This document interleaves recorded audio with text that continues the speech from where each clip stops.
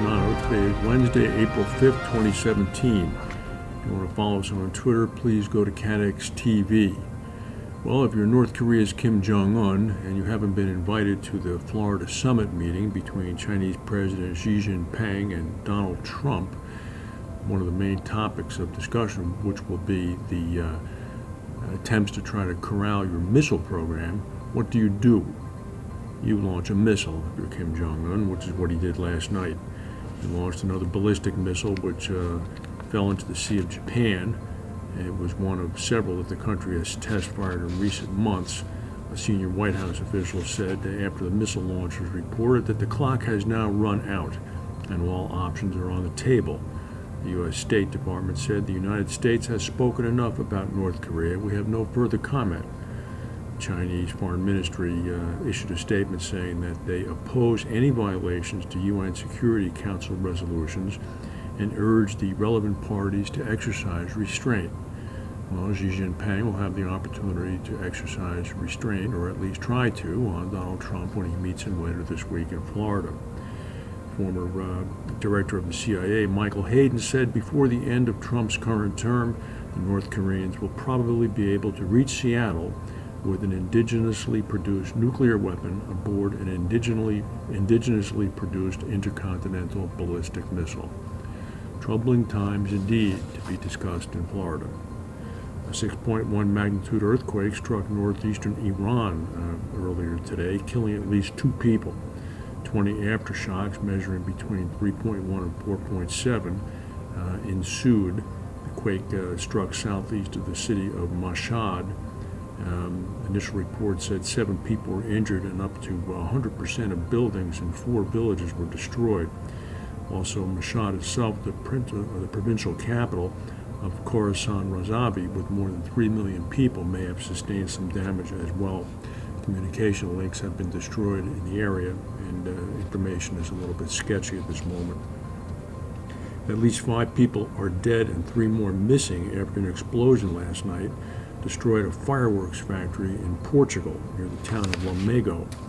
The victims were all workers in the plant about 60 miles east of Porto. Many of the victims are thought to be part of the family that owns the business. The initial explosion occurred at about 5:30 p.m. Tuesday night local time, followed by 2 more blasts. Some of the victims were found a short distance from the factory, apparently propelled there by the force of the blast. There's another tornado warning for South Georgia at the moment. The National Weather Service estimated that as many as 20 tornadoes struck parts of Georgia as a result of severe weather on Monday. There were at least 3 EF0 tornadoes with 85-mile-per-hour winds and 1 EF1 tornado. It's beginning to become the tornado season in the southern and central United States, so people are on high alert. Yesterday, we announced that 66-year-old Michael Halloran from Aon Benfield is retiring in May. Now we announced that Stephen Catlin has announced his intention to retire and step down from his role as chairman of the board at XL Group Limited. He's going to continue to stay on board as an advisor after May 15th. Catlin is one of the true originals in this business. He started out at Lloyd's as a T-boy and worked his way up, starting his own syndicate and ultimately selling Catlin Group to XL for many, many tens of millions of dollars for him. Mr. Catlin is also a very nice man to talk to, so we wish him the best.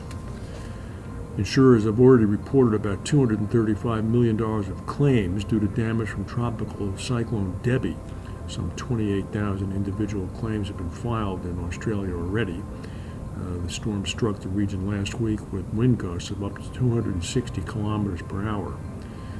The expectation is that a significant proportion of the losses from Debbie are going to fall to the reinsurance industry because Australian primary insurers generally have big reinsurance programs and in many cases small retentions, meaning that their deductibles are fairly low and they've already hit them, so reinsurers are going to be on the hook to pay them.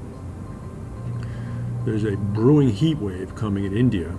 The temperature in the northern parts of the country are already regularly reaching about 104 degrees Fahrenheit, and this is only April. The heat wave is due to a south-southwesterly flow which has pushed the hot, dry air inland from Pakistan. Temperatures do tend to rise quickly ahead of the monsoon rains. This pre-monsoon heat has come early. The Indian Meteorological Department is saying that they're expecting the heat wave to continue through April, with temperatures about 5 or 6 degrees Celsius above average. This does not bode well for the summer ahead. 6 people have already died of heat stroke in one city alone. Last year, more than 700 people died in India as a result of the heat. It was the hottest year on record. The previous hottest year was the year before.